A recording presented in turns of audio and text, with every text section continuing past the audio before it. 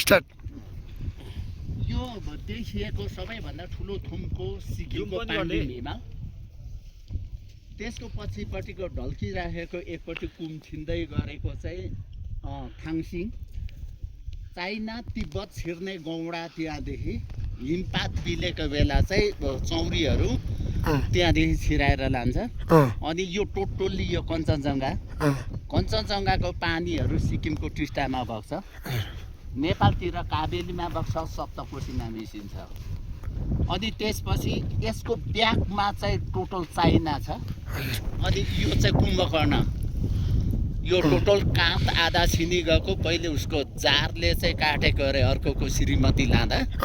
अनि एकपट्टि कुम छैन कुम्भकर्ण। अलि ओरतिर रकसँगै देखिएको चाहिँ स्लिपिङ बुद्ध। अनि यो रकदेखि बिचको चाहिँ अब 3 सिस्टर, यता वरोको चाहिँ पाथिभरासँगै पछि मानाभरासँगै देखेको त्यो चाहिँ 3टा तारा 3 स्टार।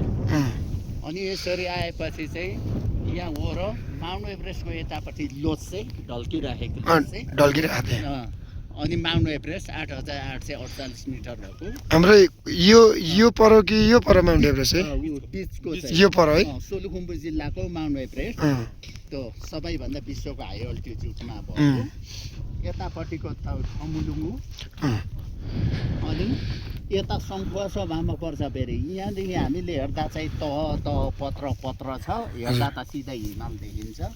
मकालु लामो चाहिँ, अनि लाटको माछा पुछ्रै यो पत्र छ। यहाँ पोखराहरू पनि पर्यो, अनि पोखरादेखि देख्ने हिमालहरू अनि टोटल्ली। अनि तेह्रथुम, ओखलढुङ्गा, सङ्खुवा सभाहरू, यसको पछि सबै मुनि खोटाङ जिल्लाहरू पर्छ। यहाँ टोटल्ली यता इलाम परि गयो। झापाको 7वटा नदीहरू यहाँदेखि टोटल देख्छ, अघि नलाग्छ।